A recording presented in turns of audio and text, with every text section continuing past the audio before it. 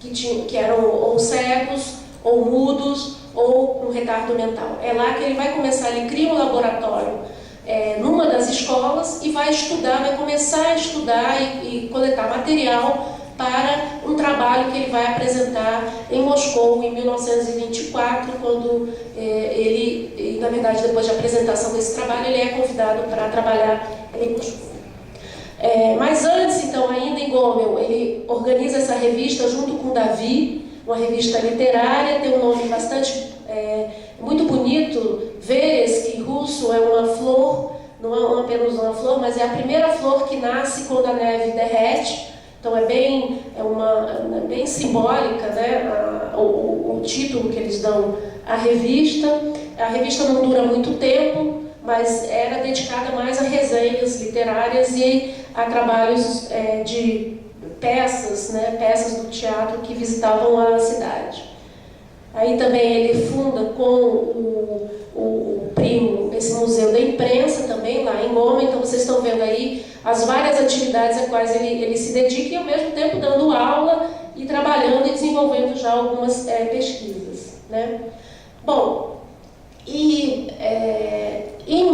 já com algum material, né, coletado, ele vai a São Petersburgo, na verdade naquela época se chamava Petrogrado, né, é uma cidade que muda muito de nome. Ela é construída pelo Pedro Grande como São Petersburgo, depois ela passa a ser chamada de Petrogrado, depois ela vai ser chamada de Leningrado, né, e agora ela voltou ao nome original São Petersburgo, mas então na época era Petrogrado.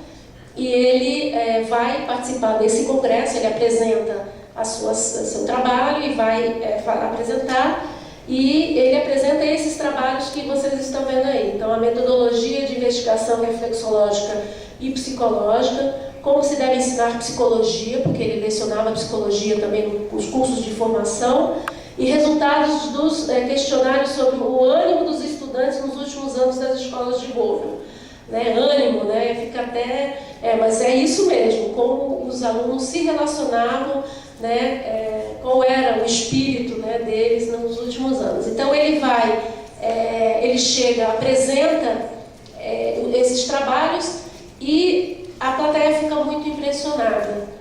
E na plateia estava o Luria, o Alexandre Luria, que já fazia parte do Instituto, do recém-inaugurado em 21, Instituto de Psicologia, ligado à Universidade de Moscou, e ele convence, né, o Karnilov, que era o diretor do Instituto, a convidar Vygotsky para vir trabalhar em Moscou e compor com ele um grupo de pesquisa junto com Alexei Leontiev. Então o Leontiev já estava, o Luria, então o Vygotsky é convidado, ele volta para Gomel, tinha uma noiva esperando, ele se casa e vai com ela, leva ela para Moscou, e eles em Moscou vão ocupar um pequeno quarto no subsolo do Instituto de Psicologia e vão formar a famosa Troika, que é 3 em russo. E é essa troika que vai dar início a pensar nessa nova psicologia, na nova pedagogia, e que na verdade era botar a psicologia em bases, né, materialistas de dialética. Essa era a tarefa principal, ou seja, precisamos de uma nova psicologia do novo homem, precisamos de uma pedagogia que vai pensar esse novo homem que vai viver numa sociedade nova, não uma sociedade capitalista, uma sociedade que fez uma revolução, que é uma revolução socialista, e que precisava ser pensada de outra forma, precisava ser de outra forma. Naquela velha escola não servia. Então é essa questão que se coloca. Existem algumas, né, pessoas que acham que o Vygotsky não aderiu, e aí que não aderiu à revolução, que não existem fatos que comprovem se ele aderiu ou não, se ele era do partido ou não era. Bom, eu recentemente, acho que eu posso falar, eu escrevi, né, um artigo que foi pedido aqui pela Mafá, e com base em algumas anotações particulares do Vygotsky que foram encontradas nos arquivos da família. E em 25, o Vygotsky faz uma única viagem que ele faz ao exterior, que ele vai a Londres participar de um congresso como delegado da União Soviética, e tem uma anotação dele num bloquinho que eu acho que essa anotação diz tudo, pelo menos para mim, né, na minha interpretação. Ele diz, aqui nessa sala, eu sou diferente de todos, não porque eu sou mais estudado, eu sou mais inteligente, ou mais... Não, porque aqui eu estou representando a revolução. Então é uma anotação de próprio punho dele. Então eu acho que difícil negar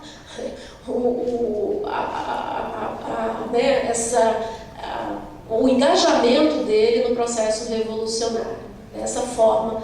E ele vai realmente, quando ele chega a Moscou e ele preenche um formulário, em quais questões que ele se considerava mais útil para a jovem República Socialista, ele vai dizer, na educação de crianças surdas, cegas, mudas e com retardo mental. Ou seja, a questão do estudo, do desenvolvimento dessas crianças, não apenas pela questão das crianças serem abandonadas, né, que a Rússia estava num processo muito difícil, principalmente porque depois de uma guerra, e depois de uma guerra civil, depois de uma revolução, tinha milhões de crianças abandonadas.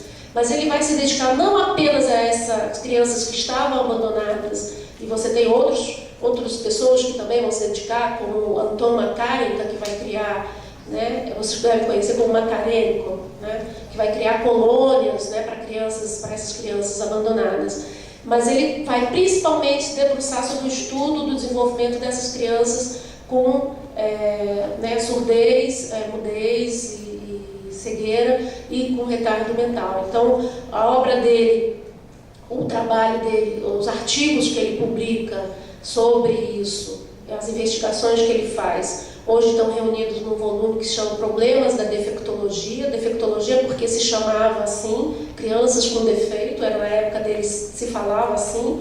E eu hoje estou assim, mergulhada na tradução dessa obra dele, que nunca foi traduzida para o português. A gente tem ela em inglês, tem em espanhol, mas eu estou fazendo a tradução assim, com esse meu compromisso que eu falei para vocês aí no início. Então, quando a gente olha a obra do Vygotsky, a gente vê o quanto essa questão perpassa, e ele traz, mesmo discutindo outras questões, ele sempre traz as questões do desenvolvimento, que ele vai chamar de desenvolvimento atípico das crianças. Então, estudando essas crianças que ele vai formular a Lei Geral de Desenvolvimento, né, que você vai do coletivo, que é do social, para o individual, né, ou seja, toda a função psíquica superior surge em cena duas vezes, primeiro no campo, né, intra e depois inter, né, inter para depois intrapsicológico. Então ele vai estudando essas crianças, que ele vai falar, todos vão se desenvolver de acordo com essa lei,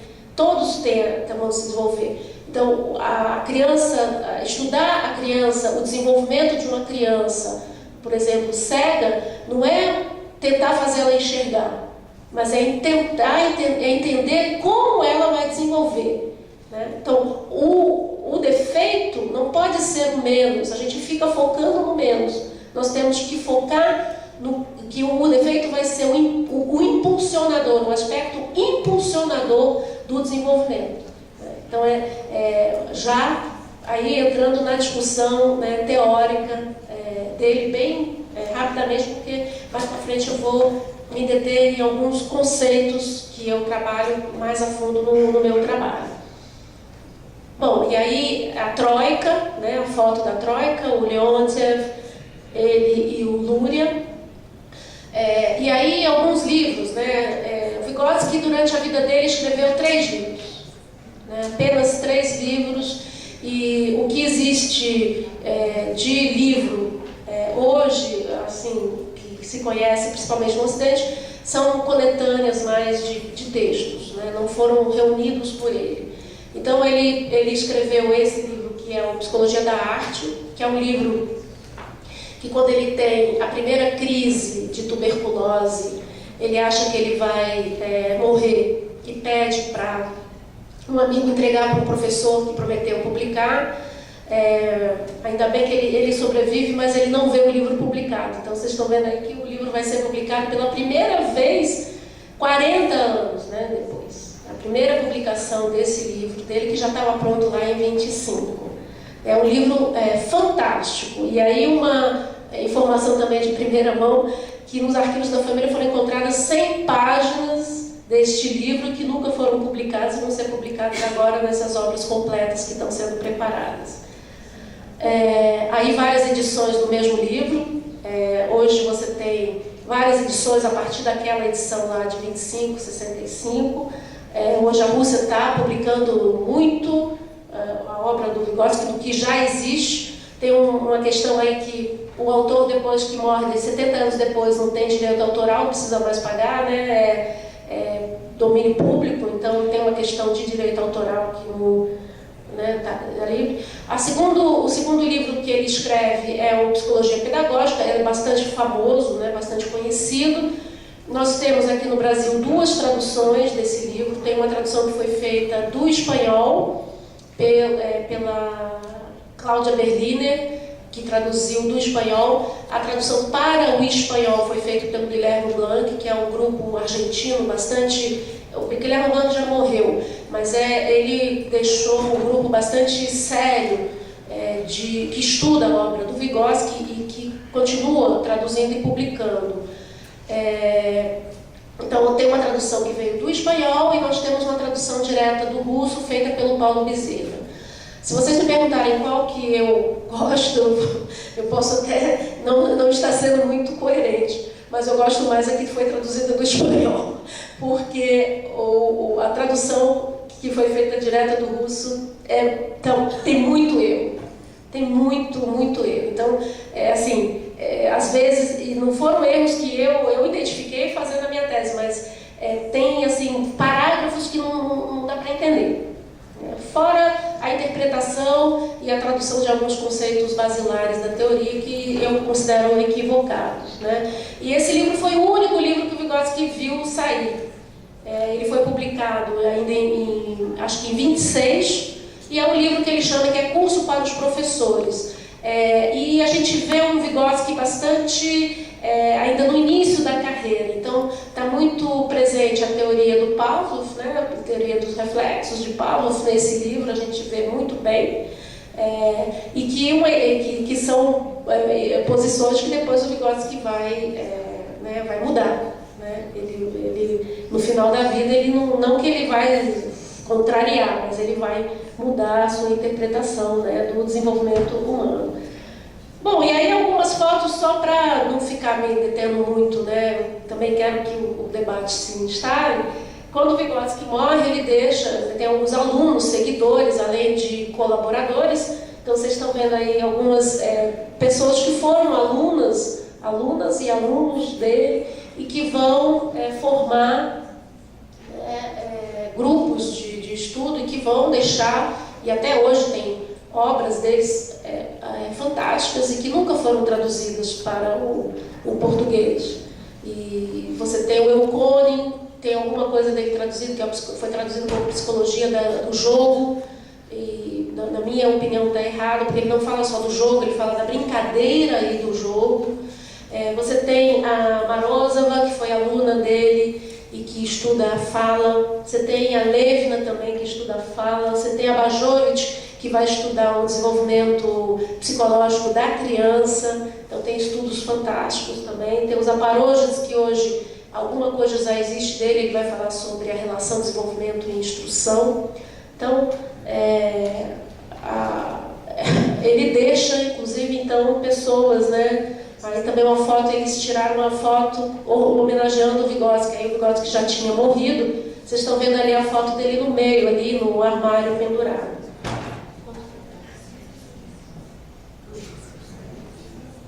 Tá bom. E aqui só uma foto para mostrar para vocês que foi a universidade onde ele deu aula. Em cima tem a foto ele está na foto, com um grupo de formandos, e embaixo uma foto que eu tirei esse ano, quando eu estive lá, uma foto que mostra que a universidade está lá, está de pé, né? Tá, inclusive reformada e... Bom, e então, o que acontece, né, quando o Vygotsky, ele produz muito, ele escreve muita coisa, mas como livros ele organiza apenas 3.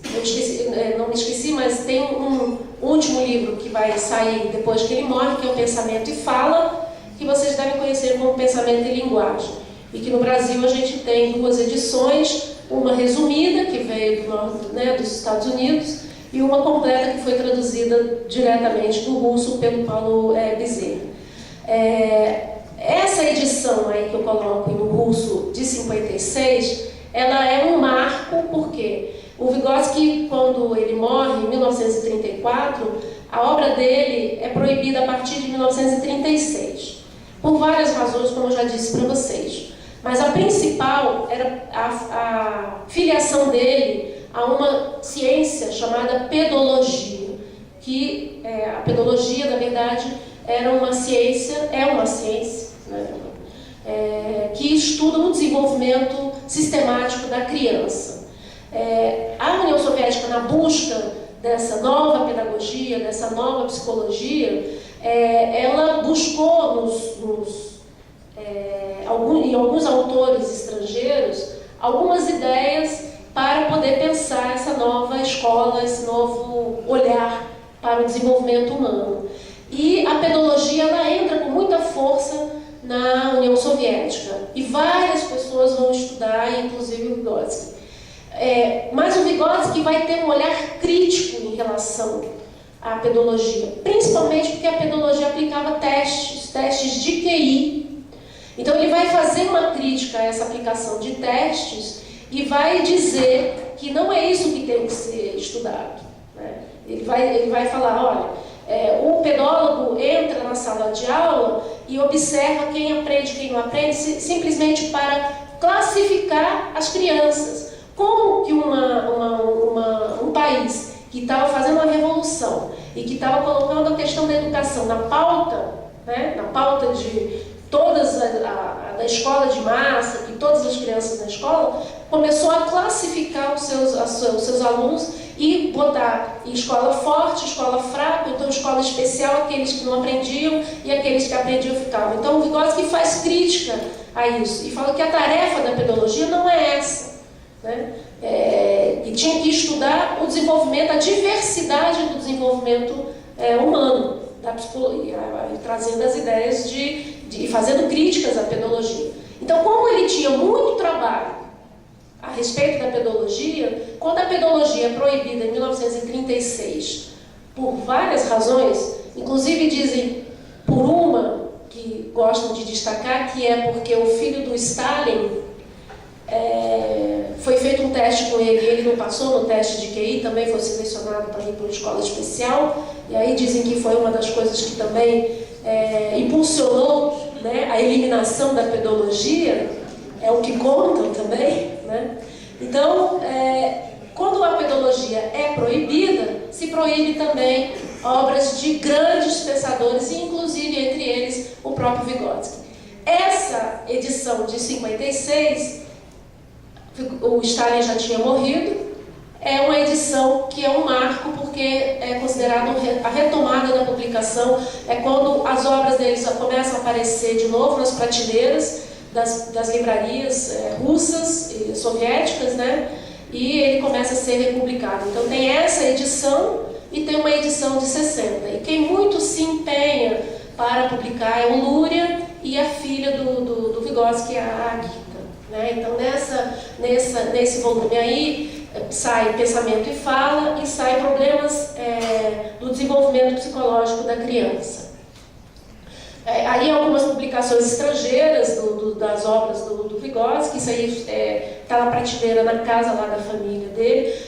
Algumas publicações japonesas, os japoneses estudam muito também o Vygotsky, né? Esse o livro dele, Pensamento e Fala, que é publicado, ele termina de escrever assim, na cama, muito fragilizado, e é publicado 6 meses depois que ele morre, em 11 de junho de 1934. Desculpa. A Máquina, foto da Máquina também, que está lá no meu livro. E aí eu chego em alguns conceitos que eu gostaria de aprofundar. E aí eu escolhi esses, e aí depois a gente pode discutir alguns outros também, se vocês quiserem, né? Bom, quando a gente pega principalmente o livro, não só Imaginação e Criação na Infância, que é um livro que eu traduzi, que foi publicado em 2009 pela Ática, a gente vê o quanto traduzir o que ele está falando, né, por linguagem é equivocado. Né? Não sei se aqui tem professores alfabetizadores ou professores que alfabetizam, que já trabalharam com alfabetização, provavelmente deve ter, mas quando o Vygotsky desenvolve as ideias dele sobre o desenvolvimento da fala, né? E ele está desenvolvendo não apenas para dizer de uma função, mas ele vai falar da relação que a fala tem com o pensamento, e fica muito claro porque ele vai dizer, quando a criança aprende a falar, ela está fazendo uma abstração, né? Quando ela está escrevendo, a abstração é muito mais complexa, porque ela não tem o interlocutor, né? E esse registro que ela está fazendo é o registro da fala inicial, né? Quando ela está sendo alfabetizada. É um registro inicial da fala que ela pronuncia, da fala externalizada. Então, claro que aí vocês podem falar, ele não... qual é a diferença? Então, o que me dá a base para afirmar que não é linguagem? É porque todas as análises que ele faz são análises dos fenômenos vivos, fenômenos que podem ser observados. Então é isso que acontece quando a gente lê o segundo capítulo de Pensamento e Fala, quando ele vai fazer a análise da teoria do Piaget, e ele vai fazer a análise da fala egocêntrica, né? E ele vai contradizer, né, ao Piaget, não naquele, eu não quero trazer para vocês aquela visão que é muito comum, principalmente na graduação, o Vygotsky supera Piaget. Não é a minha ideia, não.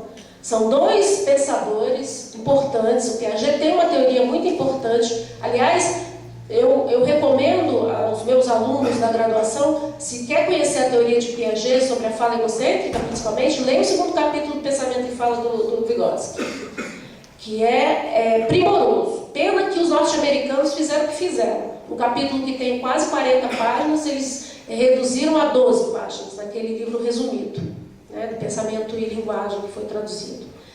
Então, quando ele analisa a fala, ele não só vai demonstrar a lei geral do desenvolvimento, como ele vai contradizer o Piaget e dizer, olha, a fala egocêntrica, ela é um momento de transição entre a fala externalizada e a fala do pensamento, né? A fala, interna, fala interna não, é o pensamento verbal, né? Que é a fala internalizada, né?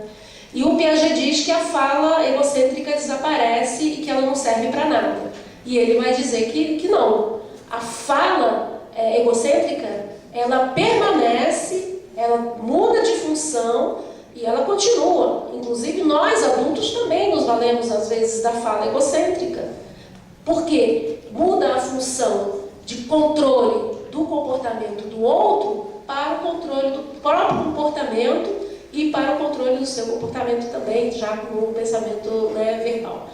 Então, para mim, um equívoco que fica muito claro na tradução é tratar fala como linguagem. Então, isso é uma questão, é o primeiro conceito que eu discuto. Se vocês quiserem depois fazer pergunta a respeito disso, a gente pode conversar mais. E aí eu vou só contar para vocês que eu tive um embate com o editor do Criação e da Imaginação e Criação da Infância, porque ele não permitia eu usar fala oral e fala escrita.